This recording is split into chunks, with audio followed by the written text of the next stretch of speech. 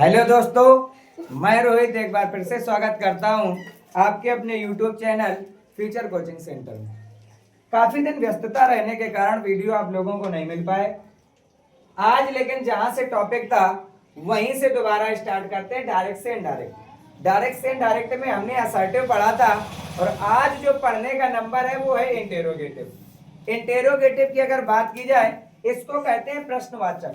अब बात ये है कि जो आपका वाक्य होगा वो रिपोर्टिंग वर्ब में नहीं बल्कि रिपोर्टेड स्पीच में होगा। किसमें होगा? रिपोर्टेड स्पीच में। अगर रिपोर्टेड स्पीच का वाक्य इंटेरोगेटिव है तो इनडायरेक्ट स्पीच बनाते समय रिपोर्टिंग वर्ब सेड के स्थान पर हम या तो आस्क्ड का प्रयोग करेंगे या फिर इंक्वायरीड का प्रयोग करेंगे।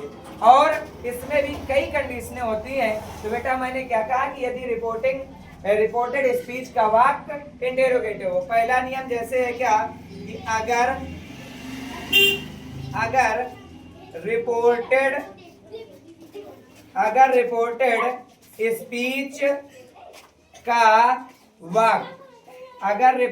स्पीच का वाक्य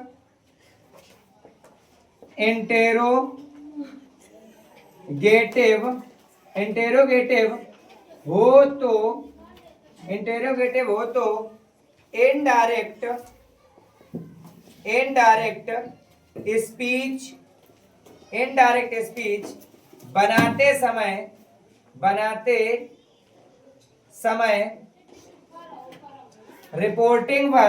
बनाते समय रिपोर्टिंग वर्ब सेड के स्थान पर आस्क्ड का प्रयोग करते हैं। अब चाहे आप आस्क्ड लगा लो, चाहे उसमें आप आस्क्ड भी लगा सकते हो और साथ में अगर आप चाहो तो उसमें हम इंक्वायरीड भी लगा सकते हैं, दोनों सही होते हैं। अब बात की जाए कि इसमें जो फर्स्ट रूल आपका होता है, जैसे कि फर्स्ट रूल की बात की जाए, रूल क्या है आपका दूसरे नंबर पर कि अगर रिपोर्टेड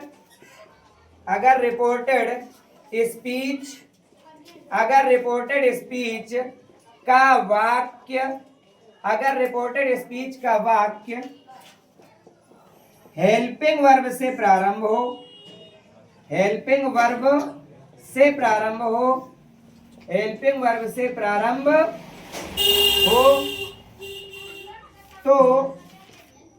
तो इनडायरेक्ट स्पीच बनाते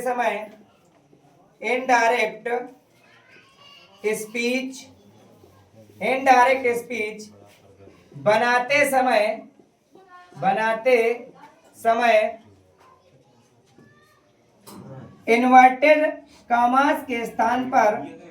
इन्वर्टेड कॉमास के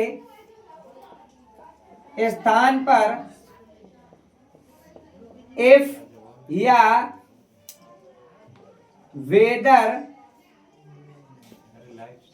का प्रयोग करते हैं तथा वाक्य को असर्टिव फॉर्म में बदल देते हैं। तथा वाक्य को असर्टिव फॉर्म में बदल देते हैं। मतलब ये कि अगर रिपोर्टेड स्पीच का वाक्य हेल्पिंग वर्ब से प्रारंभ हो तो इनडायरेक्ट स्पीच बनाते समय हम इन्वर्टेड कॉमास के स्थान पर इफ या वेदर का प्रयोग करेंगे, साथ में वाक्य को असर्टिव फॉर्म में बदल देते हैं। असर्टिव मतलब ये होता है कि पहले कर्ता, हेल्पिंग वर्ब के स्थान पर पहले कर्ता से प्रारंभ करेंगे फिर हेल्पिंग वर्ब। असर्टिव मतलब जो आप नियम पढ़ के आए हैं वही नियम आएगा। जैसे आपका पहला वाक्य दिया गया है, पहला वाक्य आपका है Ram said to me, comma inverted comma के अंदर दिया गया है are you reading the book, are you reading the book, ये आपका दिया गया है। और सबसे अच्छा तरीका पहचानने का कि वाक्य इंटेरोगेटिव है या नहीं है, तो आप वाक्य के अंत में जाइए, क्वेश्चन मार्क अवश्य दिया होगा। अगर क्वेश्चन मार्क है तो वाक्य आपका काहे का है, इंटेरोगेटिव का। अब इंटेरोगेटिव है तो मैंने क्या कहा कि इनडायरेक्ट स्पीच बनाते समय रिपोर्टिंग वर्ब सेड के स्थान पर आस्क्ड का प्रयोग करेंगे। तो यहाँ पर हम क्या लगाते हैं, यहाँ पर लगाएंगे आस्क्ड, क्या आ जाएगा राम, फिर आस्क्ड, राम आस्क्ड मी। अब हेल्पिंग वर्ब से प्रारंभ है क्योंकि यहाँ पर क्या है, आर है। अगर हेल्पिंग वर्ब से प्रारंभ हो तो इन्वर्टेड कॉमास के स्थान पर इफ या वेदर का प्रयोग करेंगे। तो यहाँ पर हमने क्या लगा दिया, इफ। अब मैंने क्या कहा कि वाक्य को असर्टिव फॉर्म में बदल देते हैं। असर्टिव मतलब पहले कर्ता, तो बेटा कर्ता की बात की जाए तो यू आपका सेकंड पर्सन, और सेकंड पर्सन में अगर इधर देखोगे तो मी है। मी मतलब क्या है, मी, और जब मी का हम करेंगे तो क्या हो जाएगा, आई। और प्रेजेंट कॉन्टिन्यूअस का वाक्य काय में जाता है, पास्ट कॉन्टिन्यूअस में, और पास्ट कॉन्टिन्यूअस की हेल्पिंग वर्ब होती है वाज और वर। तो यहाँ पर अगर आई है तो आई के साथ प्रेजेंट कॉन्टिन्यूअस में आता है वाज, तो इधर से क्या आ जाएगा, आई वाज। फिर आगे क्या आ जाएगा बेटा, reading, I was reading the book, I was reading the book. एक वाक्य आपके सामने बनकर कंप्लीट हो गया, जो इंटेरोगेटिव से बनाना था, जो काय से बनाना था, इंटेरोगेटिव से। जल्दी से इसकी स्क्रीनशॉट ले लीजिए और इसके बाद में देखो भाई, आगे आपका पहला वाक्य दिया गया है, राम सेड टू हरी, राम ने हरी से कहा will you go to school today, क्या तुम आज विद्यालय जाओगे। अब अगर बेटा इसको बनाना है तो पहले क्या करोगे, देखो इधर क्वेश्चन मार्क है, प्रश्नवाचक है। प्रश्नवाचक अगर है तो सीधी बात ये है कि हम सेड के स्थान पर क्या लगाएंगे, आस्क्ड। तो इधर से क्या आ जाएगा, इधर से आएगा राम, फिर आस्क्ड, राम आस्क्ड हरी, राम ने हरी से पूछा। अब अगर हेल्पिंग वर्ब से प्रारंभ है तो इन्वर्टेड कॉमास के स्थान पर बेटा हम क्या लगाएंगे, इफ। इधर से क्या आ गया, इफ। अब पहले कर्ता यू, यू होता है सेकंड पर्सन, सेकंड पर्सन बदलता है रिपोर्टिंग वर्ब में ऑब्जेक्ट के अनुसार। ऑब्जेक्ट है हरी और हरी है मैस्कुलिन जेंडर, मैस्कुलिन जेंडर मतलब पुल्लिंग, और अगर पुल्लिंग है तो हरी के लिए हम क्या प्रोनाउन यूज करेंगे, ही। तो इधर से क्या आ जाएगा, ही। और मैंने आपको बताया था शुरू में, अगले वीडियो में बता चुका हूं मैं कि विल का हो जाता है वुड और सेल का होता है शुड। तो इधर से क्या आ जाएगा, ही वुड। फिर इसके बाद में गो टू स्कूल, आगे आपका दिया टुडे। टुडे को मैंने आपको बताया ये भी अगले वीडियो में कि टुडे का क्या होता है, दैट डे। एक वाक्य यहां से आपका बनकर कंप्लीट हुआ। दूसरा दिया गया है, Hari said to him, Ram said to him, Ram ने उससे कहा कैन यू हेल्प मी, क्या तुम मेरी मदद कर सकते हो। तो बेटा फिर से प्रश्न पूछा गया है, तो इधर पर क्या आ जाएगा, राम, फिर asked, Ram asked him, Ram ने उससे पूछा, इन्वर्टेड कॉमा के स्थान पर लगाया इफ, फिर से यू सेकंड पर्सन, इधर दिया गया ऑब्जेक्ट में हिम, और हिम ऑब्जेक्ट है ही का, तो इधर पर क्या आ जाएगा, ही। अगले वीडियो में ये भी मैंने बताया कि कैन का होता है कुड, तो इधर पर क्या आ जाएगा, कुड। इसके बाद में क्या आ जाएगा, ही कुड हेल्प, फिर me first person, first person reporting verb में सब्जेक्ट, सब्जेक्ट है राम, और राम आपका क्या है, मैस्कुलिन जेंडर, मैस्कुलिन जेंडर मतलब प्रोनाउन ही, और ही का लिखोगे ऑब्जेक्ट, तो क्या हो जाएगा, ही का ऑब्जेक्ट होता है हिम।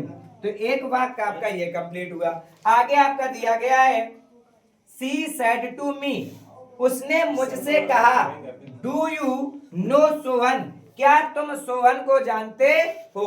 क्या कहा, क्या तुम सोहन को जानते हो। अगर इस वाक्य को बनाया जाए तो पहले क्या आएगा, पहले आएगा सी, इसके बाद में आस्क्ड, सी आस्क्ड मी, इतना हुआ। अब देखो फिर से हेल्पिंग वर्ब से प्रारंभ है, इन्वर्टेड कॉमा के स्थान पर लगाएंगे इफ। फिर यू सेकंड पर्सन में दिया है मी तो ऑब्जेक्ट है, इसका सब्जेक्ट होता है आई। अब प्रेजेंट इंडेफिनिट का वाक्य जाएगा पास्ट इंडेफिनिट में। अगर यहाँ पर इंटेरोगेटिव प्लस नेगेटिव होता तो हम बनाते नेगेटिव, और अभी क्या है, सिर्फ इंटेरोगेटिव है। अगर इंटेरोगेटिव है तो हम बनाएंगे सिर्फ और सिर्फ अफर्मेटिव, और अगर अफर्मेटिव बनाएंगे तो पास्ट इंडेफिनिट का नियम कहता है कि अफर्मेटिव में क्रिया की सेकंड फॉर्म का प्रयोग करते हैं, तो नो का सेकंड फॉर्म करेंगे तो होता है न्यू, इसके बाद में क्या आ जाएगा, सोहन। क्या हो गया, आई न्यू सोहन।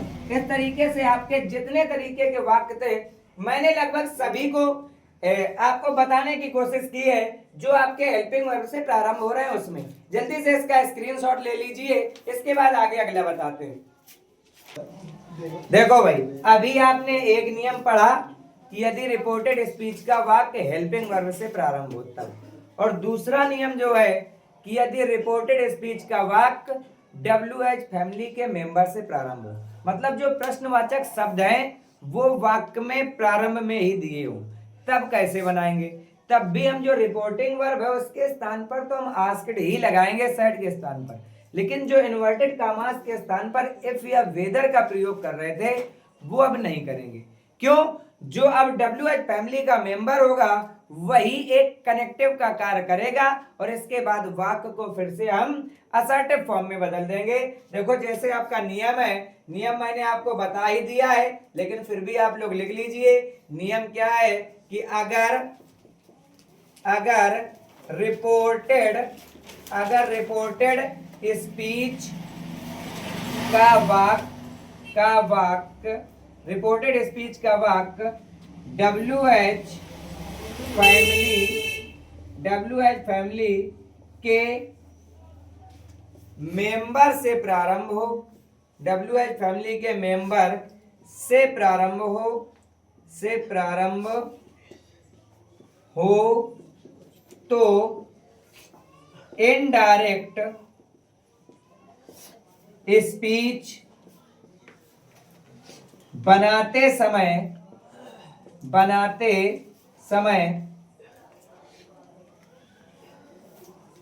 इन्वर्टेड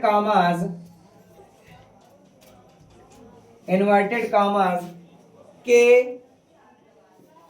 स्थान पर इफ या वेदर का प्रयोग नहीं करते हैं, बल्कि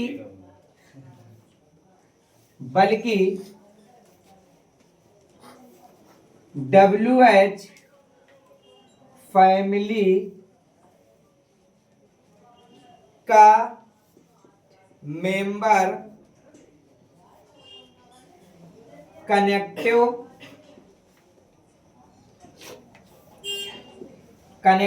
का कार्य करता है और वाक्य को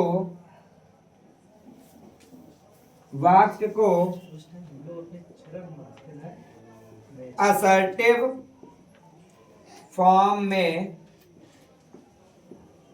बदल देते हैं, वाक्य को असर्टिव फॉर्म में बदल देते हैं। ये हो गया नियम।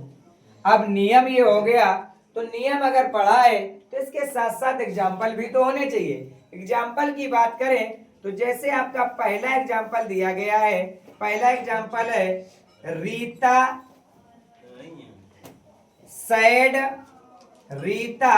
said to Gita comma inverted comma why are you weeping। बात को समझना, वाक्य आपका क्या कह रहा है, रीता ने गीता से कहा why are you weeping, तुम क्यों रो रही हो। तो एक तरीके से प्रश्न पूछा, पीछे आपका क्वेश्चन मार्क भी लगा, मतलब वाक्य आपका काय का है, इंटेरोगेटिव का। अगर इंटेरोगेटिव का वाक्य है तो रिपोर्टिंग वर्ब साइड के स्थान पर क्या लगाएंगे, आस्क्ड। इधर से क्या आ जाएगा, रीता आस्क्ड रीता आस्क्ड गीता। इसके बाद में इधर आपने देखा कि WH फैमिली का मेंबर लिखा है आगे वाई, तो अब हम इन्वर्टेड कामास के स्थान पर इफ या वेदर का प्रयोग नहीं करेंगे, बल्कि WH फैमिली का मेंबर ही एक कनेक्टिव का कार्य करेगा। तो इधर से क्या आ जाएगा वाई, फिर असर्टिव फॉर्म में पहले सब्जेक्ट, यू सेकंड पर्सन मैंने आपको बताया। अगर आप बदलना नहीं सीख पा रहे हो तो 123 का फार्मूला याद रखिए, क्योंकि फर्स्ट सेकंड और थर्ड इधर आप लिख लीजिए सन। अगर आपका रिपोर्टेड स्पीच में फर्स्ट पर्सन है तो सब्जेक्ट के अनुसार, सेकंड पर्सन है तो ऑब्जेक्ट के अनुसार, और अगर थर्ड पर्सन है तो नो चेंज, एन से मतलब नो चेंज, ओ मतलब ऑब्जेक्ट, एस मतलब सब्जेक्ट। ये तरीका है, ये ट्रिक है याद करने की। अब देखो इधर से वाई आया, फिर यू आपका है सेकंड पर्सन, मैंने क्या कहा सेकंड पर्सन ऑब्जेक्ट, ओ से ऑब्जेक्ट मतलब गीता, गीता है लड़की मतलब फेमिनिन जेंडर, तो गीता के लिए कौन सा प्रोनाउन आएगा सी। अब प्रेजेंट कॉन्टिन्यूअस का वर्ब जाएगा पास्ट कॉन्टिन्यूअस, पास्ट कॉन्टिन्यूअस की हेल्पिंग वर्ब होती है वाज और वर। अगर सब्जेक्ट एक वचन है तो वाज और बहुवचन है तो वर। इधर सी एक वचन है क्योंकि ही सी इट या किसी का नाम, तो सब्जेक्ट एक वचन, एक वचन है तो क्या आएगा एक वचन के लिए आएगा वाज, तो इधर से क्या आ जाएगा सी वाज। फिर वीपिंग आपका दिया गया है, यही आप लिख दोगे, क्या आ जाएगा वीपिंग। इस तरीके से आपका एग्जाम्पल, ऊपर आपका नियम एग्जाम्पल, जल्दी से इसे नोट कर लीजिएगा।